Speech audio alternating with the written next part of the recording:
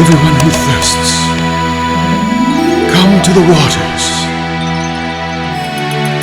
Come and eat.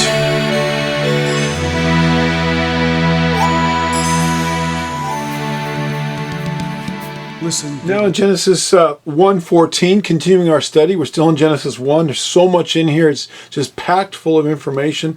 And we're just, again, scraping the surface. Yeshua said, or actually, the Bible reads, it was Yeshua in his pre-incarnate state who gave these words out to Moses and who wrote them down. So that's a correct statement too. But in verse 14, we read, And Elohim said, Let there be lights in the firmament of the heavens to divide the day from the night, and let them be for signs and for seasons, for days and years, and let them be for lights in the firmament of the heavens to give light on the earth. And it was so. Then Elohim made two great lights, the greater light to rule the day, and the lesser light to rule the night. And he made the stars also. And Elohim set them in the firmament of the heavens to give light on the earth and to rule over the day and over the night and to divide the light from darkness. And Elohim saw that it was good. So here he created them and then he set them out there in the heavens. That would be the second heaven to give light. Now. We see in verse 14 here, actually this verse talks about how the sun and the moon, and I'm not going to go into a lengthy discussion on the biblical calendar here. I've done other teachings on that and written a number of articles which are available on our website, and if you scroll down on this YouTube channel, you will see other videos I've made on the subject. But let me just say this, that the foundation, I might say that the foundation for the biblical calendar is found in this verse. Let there be lights in the firmament of the heavens to divide the day from the night. Well, what are the lights that dictate and determine the night and the day? Well, that's the sun and the moon. They're the ones that are like a giant calendar out there, or a timepiece. The stars to a lesser degree, of course. But as far as how that directly affects the earth and day and night, it is the sun and the moon. And they determine the years and night and day and months and years. And it is the moon that determines the months. That's where the word moon or month comes from. It comes from the word moon. And the sun determines the day. It rises and it sets. And then together, and then the earth revolving around the sun determines the year, 365 and a quarter days. So these two astral bodies or heavenly bodies determine the days, months, and years. And the stars serve a purpose too. That's a whole other discussion, but that's not what this verse is saying here. The sun and the moon are for days, for years, and it says in the end of verse 4, for signs and seasons. The word sign there is the Hebrew word ot, transliterated O-W-T, and it means, and emphasize this, I want to emphasize this, it means a visual sign. Something you can see. Every place in the Bible, at least I've studied every place where the word ot is used in the Bible, every place, it is something that is visible to the eye, not something that's invisible, not something that's metaphorical or hidden. It's something that's visible. So we see that when the moon and the sun are determining day and night and months, in this case it says, let them be for signs, seasons, and for days and years, and of course months would be a part of that. This is something that you have to see. And we know that in the Bible, the month begins, it's called Rosh Chodesh, when the new moon occurs. The question is, when is the new moon? Rosh Chodesh means the head of the month or the new moon. And it it appears when you can see a visible oat or sign in the heaven.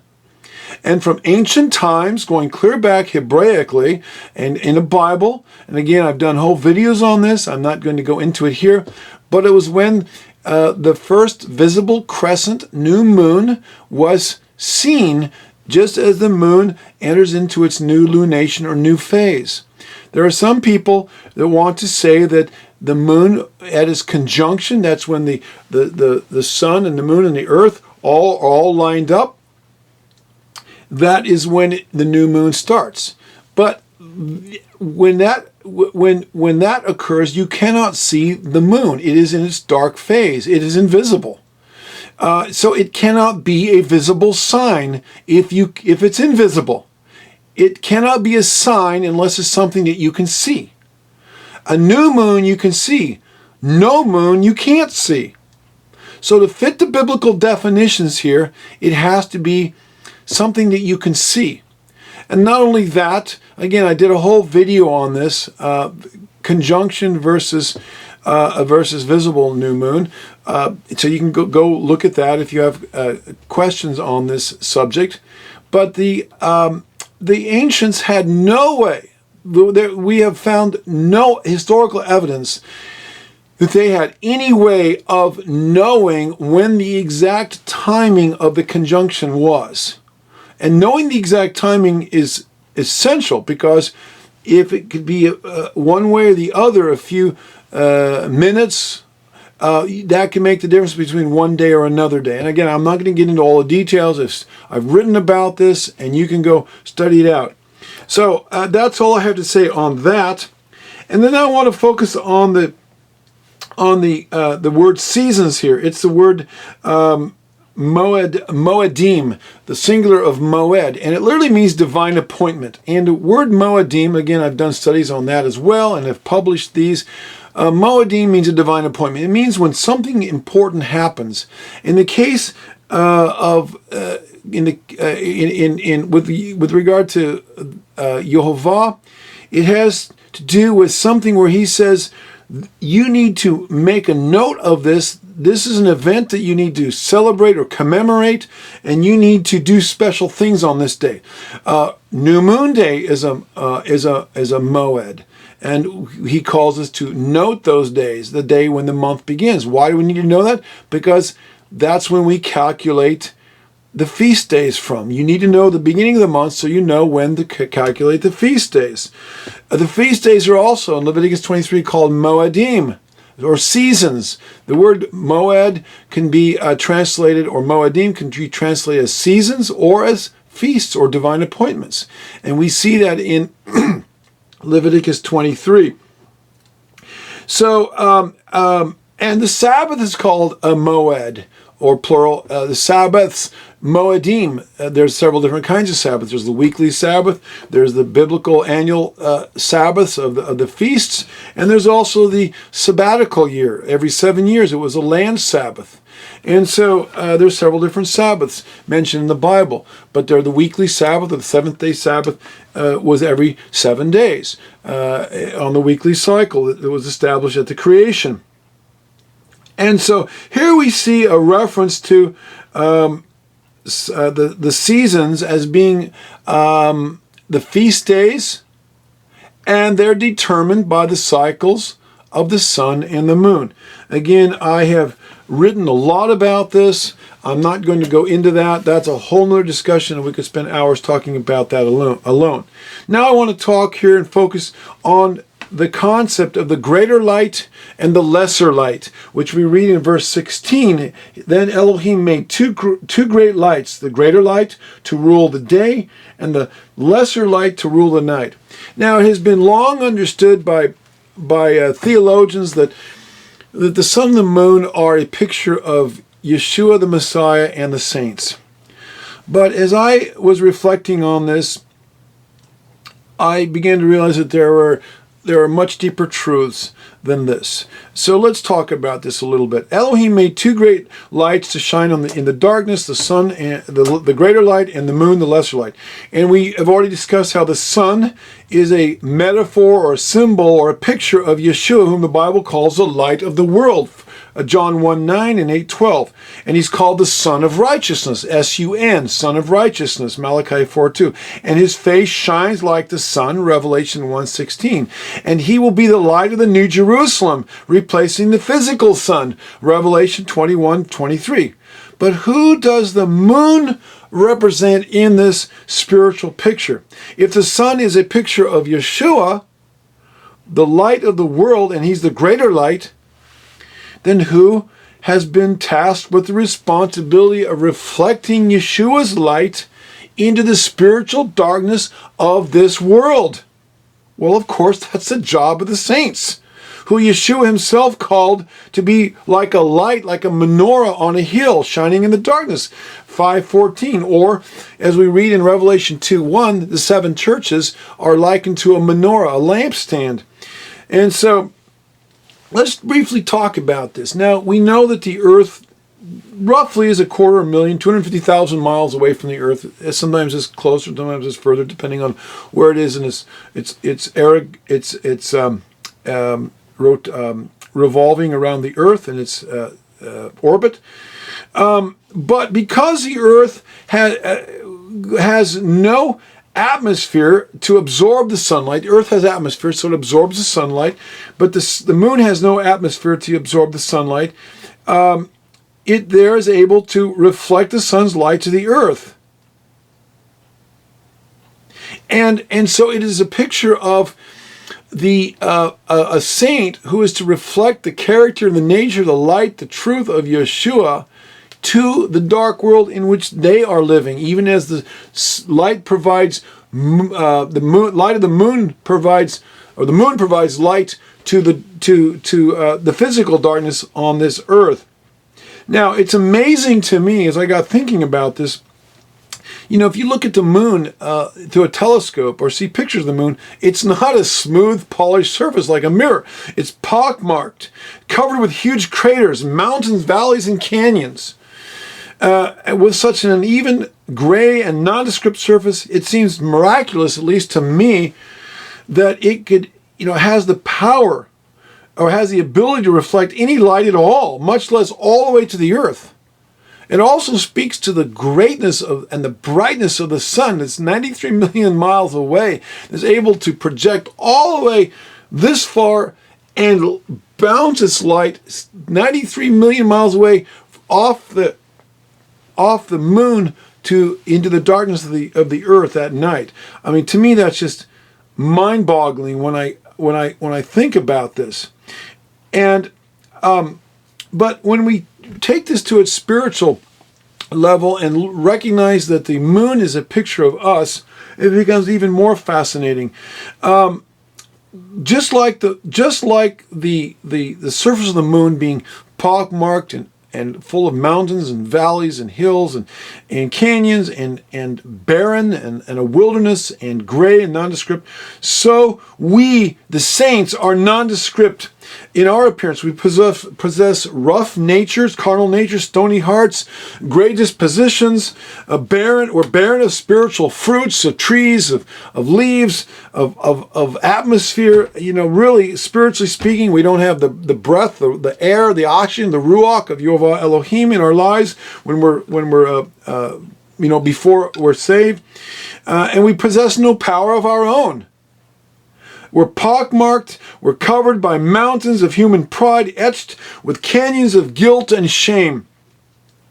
In truth, Yehovah has not chosen many wise or noble people to reflect the light of his Son, Yeshua, the Son of Righteousness, into the darkness of this world, but he's chosen the weak and the foolish and the despised things, the base things, to put to shame those things that are wise, as Paul says in 1 Corinthians chapter 1, verses 26 through 28. And as the lesser light, like the moon is the sun, Yehovah has called the saints to be the sons of light. In fact, he uses that term, sons of light, Luke 16:8, John 12:36, Ephesians 5:18, and 1 Peter 2:9. And then we see that we are to shine the light of Yeshua into the world, in the midst of this crooked and perverse world. Philippians 2:15. Wow. You know, when you think about that, you may not think that you're much. You think, who am I? I'm a nobody. I don't have any influence, any power, any wealth. I don't have any great intellectual abilities. I haven't done any great things. And yet Yehovah has given you his truth. He's crowned you with his glory. He's given you the light of his spirit, the light of Yeshua, and the internal light or the fire of Yehovah burning inside of you. Like an atomic reaction, that you may be a river of life, that you may be sunlight to those around you. There's a saying that says, you may be the only Bible that some people read. They look at you, they watch your example. What kind of light are you shining? What kind of ambassador are you for the kingdom of heaven? What kind of an example are you setting? Are you setting an example that Yeshua would be proud of and that reflects him in everything you do, say, and think? Are you walking out what you talk? Or are you just talking one thing but behind the scenes doing something different? Are you transparent, translucent, at all times of your life, walking in righteousness, even behind closed doors when nobody sees you? You know, it's pretty hard. If somebody that's one way behind the scenes and then they go out and they're different in public, that's hypocrisy. That's being an actor. That's being dishonest. That's being deceitful. But Yehovah wants us to be radiating that light all of the time, so that what we practice behind closed doors, we get practice living righteously behind closed doors, so that when we step outside the door into public view, that we will be behind the scenes, or be in public the way we are behind the scenes, because that's a reflection of who we are. That's who we really are, not just pretense. So, you know, the saints are like the moon. Let's talk about the feast days. The saints are like the moon and are the lesser light that reflects the light of Yeshua into the darkness of the world. And one of the ways that we as the saints would do this is through observing and teaching about the 7 biblical Moedim, or the feasts that we just read about, mentioned or alluded to in Genesis 1:14, 2 verses earlier. So when we seeing the physical moon is, as I briefly explained earlier, is a way to determine, is how we determine the beginning of the month, and then from that, the Bible tells us, calculate out so many days, and in 14 days from the first month is, for example, Passover, and then on the 15th day is the first day of unleavened bread, and then on the 21st day is the last day of unleavened bread. It's a high holy Sabbath day, and then 50 days from the Sabbath, in the middle of the days of unleavened bread, you count out 50 days, and that's the feast of Pentecost. And then you come to the fall, that's the spring feast, and you come to the fall, and the first day of the 7th month is Yom Teruah, the day of trumpets, and then 10 days after that is Yom Kippur, the day of atonement, and then 5 days after that, or the 15th day of the 7th month, is the start of the Feast of Tabernacles, Hagas Sukkot, and then that goes for 7 days, and then the 8th day, Shemini Atzeret, that would be the 22nd day, is Shemini Atzeret. That's a high holy day. So when we understand all of these, how to calculate when the months begin, and we understand when to start counting, when the new moon is sighted, all this, we know when to get together with Yehovah on his appointed times. You know, if the disciples did not know when the day of Pentecost was, they would not have known to be there in the upper room or wherever they were at on the day of Pentecost to receive the power of the Spirit coming down on them. We have got to know when his divine appointments are. We have to know when the Sabbath is. We have to know these things so we can be where he wants us to be when he has told us to be, so we can meet up with him. And wonderful things can happen in the lives of his people. So we reflect the light of his truth into a dark world by living out the feast days, which the moon doesn't determine when the Sabbath is. That's that's part of the weekly cycle. But it does determine when the biblical feasts are. And in this way, we are reflecting the light of Yeshua the Messiah and his truth about the feasts. And the feasts, the 7 feasts, are the 7 steps in the plan of salvation. They are the whole gospel message. They are the way that shows us how to come out of the world and get saved, put sin out of our lives, walk a spirit-filled life, and be ready when Yeshua comes is at his second coming, so that we can be ready to be resurrected and receive our glorified bodies and rule with and reign with him as his children, as his sons and daughters of Elohim in his kingdom forever and ever.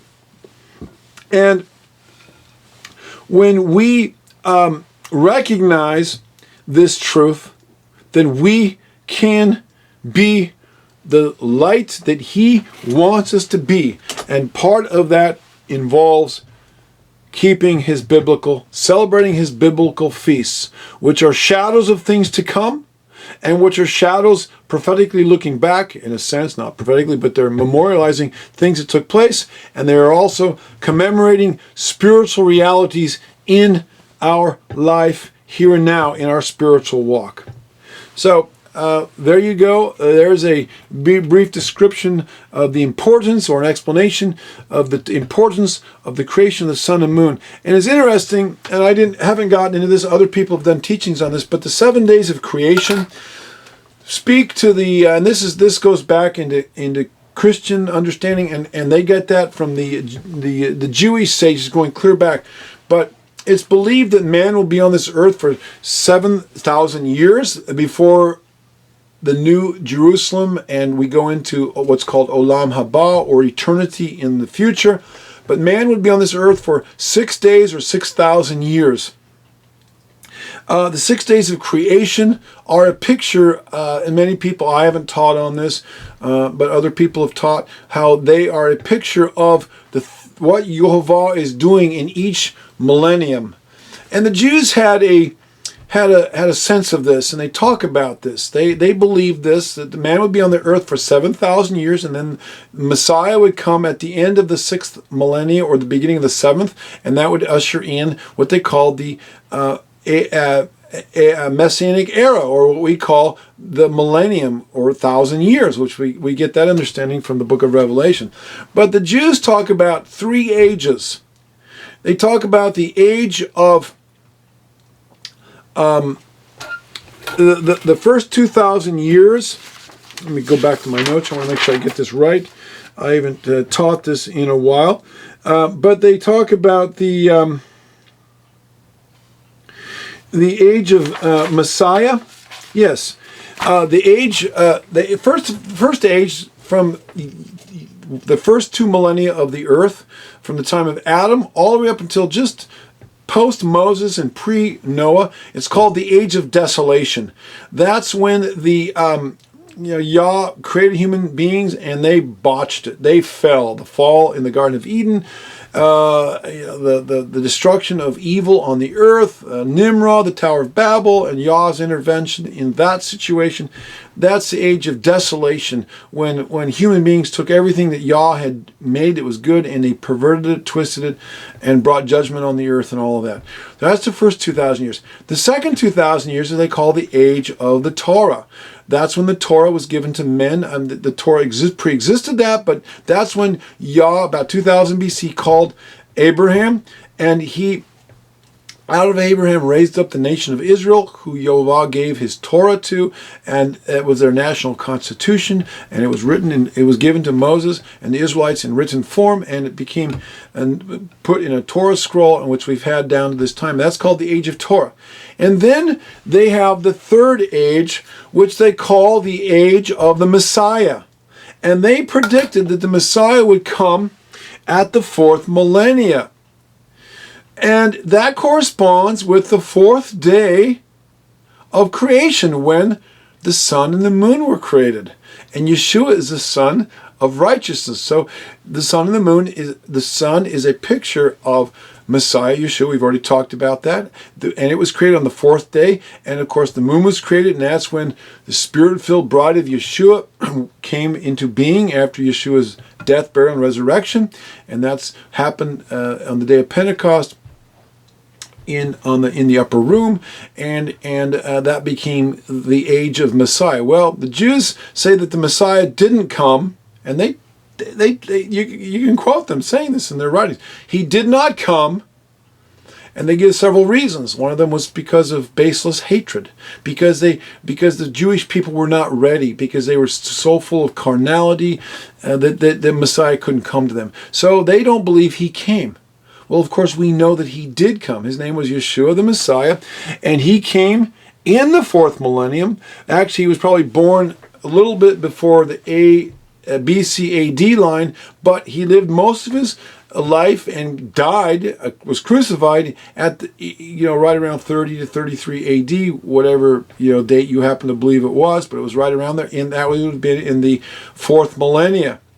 And then we had the fifth millennia up to the year 1000, and now we are in the sixth millennia, and maybe at the end of it, or maybe we're barely into the beginning of the seventh millennia, and right ready for the second coming of Yeshua. And for the Jews, they believe that would be they believe that would be the first coming. We know that's actually the second coming. So I wanted to just kind of touch that base. Seek the Lord while he may be found. Call upon his name. He is near, he is near, he is near. Yeshua Hashem behir matzov keravu yoto karov karov Yasov rasha darko veishavem machshevotav veyashovel ad Hashem ki arbe his Yeshua Hashem behir matzov keravu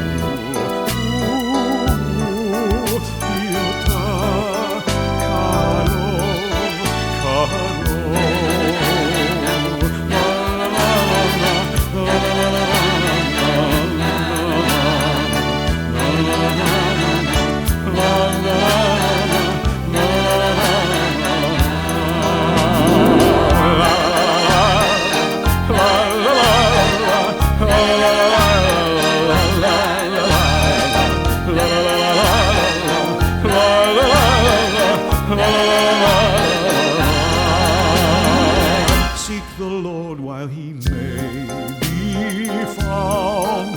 Call upon his name. He is near, he is near. Yeshua Hashem behir matzor kerahu